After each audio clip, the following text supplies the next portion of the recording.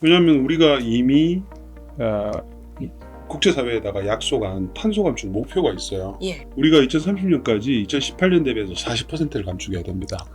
그래서 재생에너지를 5년 동안 정말 빠른 속도로 빛의 속도로 할 수밖에 없는데 예. 3년 동안 또 안 한 게 있기 때문에 더 그 빨리. 부분만큼을 더 빨리 해야 그쵸. 된다는 게 다음 정부의 가장 핵심 이제 해결 과제다 이렇게 보시면 될 것 같아요. 정치인들이 보내는 그냥 단순한 레토릭이 아닙니다.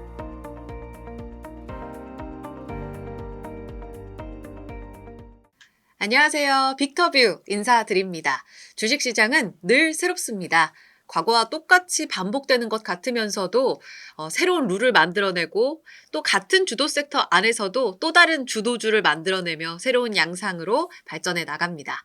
그 안에 많은 힌트들이 있기도 한데요. 그래서 과거의 전성기를 누렸던 섹터들 다시금 그 르네상스를 만나지 않을까 하는 기대감으로 지켜보시는 분들 많습니다. 신재생 에너지, 태양광, 풍력, 수소까지 이야기 다뤄보겠습니다. 옆에 특별한 분 오랜만에 또 모셨습니다. 한병화 유진투자증권 연구위원입니다. 어서 오세요. 네, 안녕하세요. 이사님, 네, 신재생 섹터가 네. 최근에 다시 또 조금씩 부활하는 움직임을 나타내고 있습니다. 가장 첫 번째로 꼽히는 그 모멘텀은 정책인데요. 대선 얼마 안 남았잖아요. 네. 각 정당별로 정책을 먼저 말씀해 주시면 어떨까요?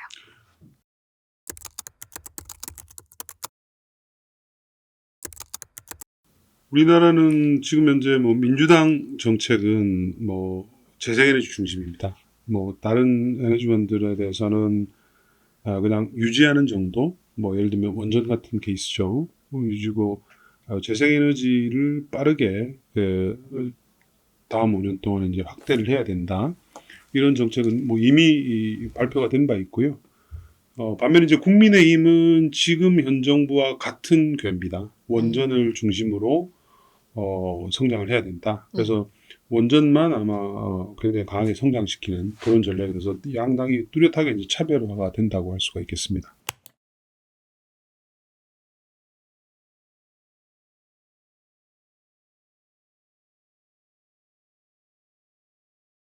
이제 정책이 시행된다면 그 수의 강도는 어느 정도일 것으로 보세요? 이를테면 기존 정부가 이제 원전 중심으로 이끌어 왔기 때문에 일정 부분 그 수혜 강도가 약할 거다라고 보실 수도 있을 거고, 반대로 이제 민주당 쪽에서 집권을 하게 될 경우에는 그 드라마틱한 변화가 더 클 수도 있다, 이렇게 보시는 분들도 계실 텐데 그 강도 자체는 어떻게 볼 수 있을까요? 민주당이 만약에 집권을 하게 되면 재생에너지에 대한 강도는 아주 드라마틱할 거예요. 왜냐하면 이미 이제 문재인 정부 때 한번 준비를 했었다가 사실은 잠깐 하다가 이제 끊겼잖아요. 네. 그러면서 그 사이에 굉장히 많은 학습이 진행이 됐습니다. 민주당 내에서도 산업을 어떻게 육성을 해야 되겠다, 재생에너지가 왜 필요하다, 이런 공감대가 굉장히 많이 형성이 돼 있는 상태이고, 또 지금 이제 유력 후보인 이재명 후보 자체가 이 재생에너지에 대해서 굉장히 큰 관심과 또 학습과 정책 정당성을 많이 가지고 계세요. 정치인들이 보내는 그냥 단순한 레토릭이 아닙니다. 레토릭이 아니고 굉장히 많은 학습을 통해서 어떻게 하겠다는 이제 청사진을 가지고 있고 그 하에 나오는 정책이기 때문에 아마도 당선되시면 굉장히 빠른 속도로 진행을 할 겁니다. 그래서 그 점들은 꼭 투자자분들이 좀 유념을 하셨으면 좋을 것 같고요.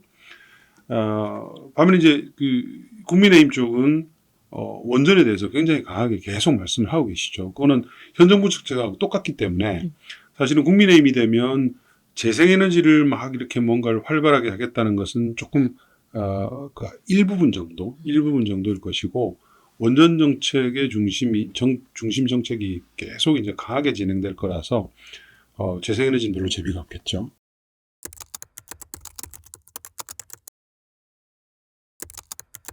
최근에 발간한 리포트에서 차기 정부의 신재생 확대 조정 양상을 굉장히 강조하셨습니다. 이제 미정부의 어떤 연결고리도 중요한데 결국은 우리 내부적으로 이 방향성을 강조하시는 목소리로 들으면 될까요? 그 배경이 궁금해요. 다음 정부 5년은 누가 잡든지 간에 우리가 정책적으로 가장 먼저 신경을 써야 될 부분이 탄소 감축이에요. 왜냐하면 우리가 이미 국제사회에다가 약속한 탄소 감축 목표가 있어요. 예. 그걸 우리가 이제 NDC라는 이름으로 부르는데 이거는 전 세계가 합의해서 니네는 얼마, 니네는 얼마 이렇게 감축 목표들이 있단 말이에요. 예. 우리가 2030년까지 2018년 대비해서 40%를 감축해야 됩니다. 근데 그중에서 해외에서 감축을 우리가 하는 부분 4%를 제외하면 국내에서만 36%를 감축을 해야 돼요. 예. 근데 작년 2024년까지 8%밖에 안 돼요. 목표가. 그래서 현 정부가 다음 정부에다가 다 몰아놨어요. 탄소 감축 목표를. 그래서 제 자료를 보시면 막대기가 2030년에 이렇게 높게 서 있어요. 그러니까 감축을 그만큼 많이 해야 된다는 거죠. 그러니까 이거는 뭐 누가 사실은 잡든 마찬가지예요. 네네. 그다음에 또 당장 우리가 눈앞에 닥친 게 내년부터는 EU가 시행하는 탄소 국경 조정세라는 게 부과가 됩니다. 대표적으로 우리나라의 철강 업체들이 부과를 받죠. 포스코라든지 현대제철은 EU로 수출하게 할 때는 EU와 한국과의 탄소 가격의 차이만큼을 철강에 부과해서 세금을 물어야 돼요. 그러니까 탄소 장벽인 거죠. 근데 우리가 EU 대비해서 10분의 1밖에 안 됩니다. 탄소 가격이. 그러니까 니네는 왜 이렇게 낮은 탄소 가격으로 기업들한테 지원을 오히려 해주는 거냐. 이런 이제 메커니즘을 만들어서 관세를 부과하는 거거든요. 그러니까 탄소를 감축을 안 할 수가 없는 그런 상황이 됐고, 그리고 여러분들 잘 아시는 아리백도 있잖아요. 그러니까 이런 것들 때문에 5년 동안 탄소를 빠르게 감축하지 않으면 예. 우리 국가 경제 전체가 사실은 위험해집니다. 위협받을 수 있다. 그래서 국민의힘이 되게 되면 원전에 대해서 조금이라도 더 빨리 해가지고 탄소를 감축하려고 할 것이고, 네. 이제 민주당은 이제 재생에너지일 건데, 네. 사실은 그 원전은 5년 동안 할 수 있는 게 좀 제한적이에요.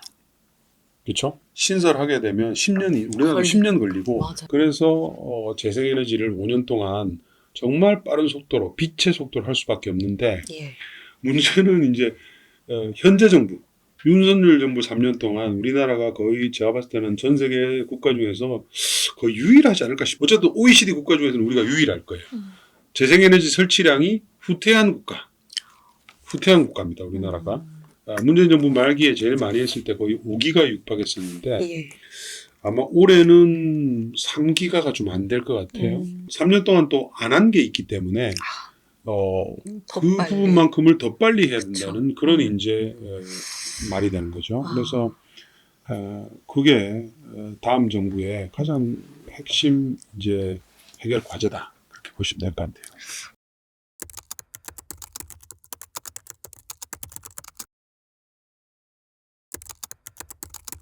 지금 상황으로 넘어가 보겠습니다. 많은 사람들이 재생에너지 섹터 오해하고 있다. 지금 원전이나 다른 쪽이 훨씬 더 비중이 높다. 이렇게 알고들 있는데 사실 재생에너지가 이미 전력 사용 안에서 역전했다라는 이야기를 하셨어요. 국내 글로벌 이 비중 어느 정도예요, 이사님? 뭐 역전한 정도가 아니고요. 네. 그러니까 신규 시장으로 봤을 때 우리가 네, 시장을 얘기하면은 매해 설치되는 신규 발전 설비를 얘기하잖아요. 네.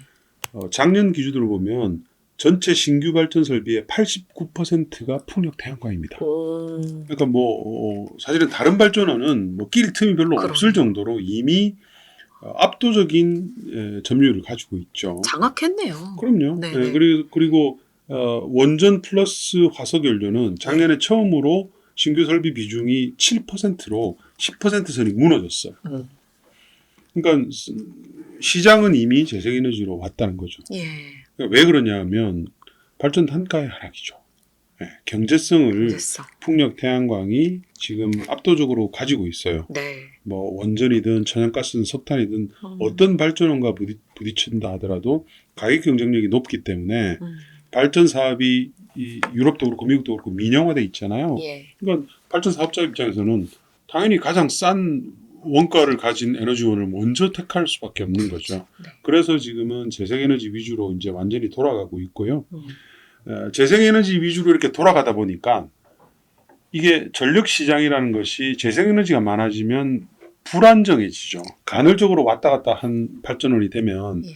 그게 많이 들어오면 많이 들어올수록 그거를 유지할 수 있는 전력 인프라가 동시에 많아져야 됩니다. 그래서 지난 한 2, 3년 동안 전력 인프라 수요가 굉장히 많이 늘어나는 거예요. 이거는 앞으로도 계속 하면 늘게 될 겁니다.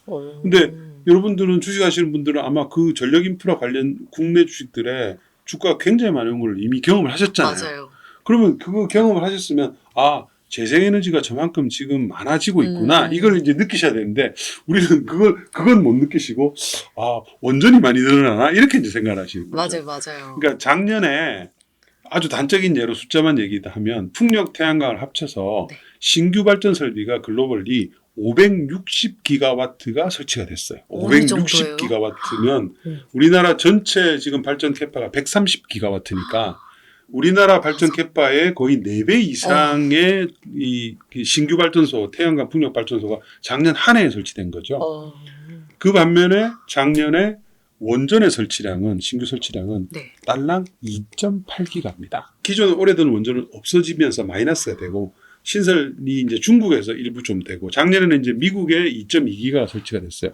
근데 그게 40년 만에 처음으로 들어온 신설 원전이고 앞으로 한 10년 동안은 그런 게 없어요 또. 그렇기 때문에 원전은 이제는 전혀 메이저 발전원이 아닙니다. 아니라서 그 점은 이제 꼭 좀 알고 투자하셨으면 좋겠다. 물론 이제 우리나라는 비싸잖아 이렇게 말씀들 많이 하시죠. 그 말이 맞아요. 우리나라는 재생에너지가 비쌉니다. 다르군요. 왜냐하면 규모의 경제가 안 돼 있잖아요. 아까 제가 OECD 국가 중에서 우리나라가 유일한 후퇴한 재생에너지 설치량이 후퇴한 나라다 이렇게 얘기했잖아요. 네네. 그러니까 해외에서 재생에너지가 저렇게 가격이 싼 이유는 어마어마하게 많이 설치를 하면서 단가가 뚝뚝뚝 떨어졌던 거예요. 모든 발전원들은 많이 설치하면 설치할수록 단가가 떨어지죠. 네.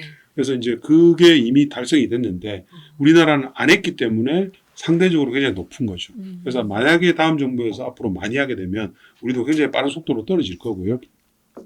이미 지금 우리나라가 전기요금이 많이 올랐잖아요. 네. 그래서 산업용 전기요금이 지금 현재 태양광 발전 원가보다 비싸게 됐어요. 그래서 최근에 국내 대기업들도 한전에서 전력을 공급 안 받고 예.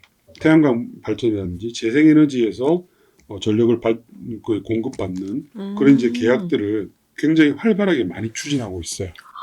근데 이제 우리가 좀 중요한 건 뭐냐 하면 우리나라 수출 국가잖아요. 예. 해외의 규범이 어떤가를 보고 그 해외 규범을 따라야 되는 거예요. 예. 근데 해외에서 확정된 규범은 탄소 장벽이에요. 만약에 니네가 만드는 제품, 니네가 사용하는 전력이 탄소 비중이 높다면 우리는 장벽을 세우겠어. 이게 이제 글로벌리 트렌드예요. 탄소 국경세도 그렇고 아리백도 그렇고 네. 마찬가지잖아요. 그래서 재생에너지를 빠른 속도로 많이 증가시키는 길만이 우리나라의 경제가 좀 경쟁력을. 안정적으로 가는 지름길이다. 그렇게 이제 보시면 될 것 같아요.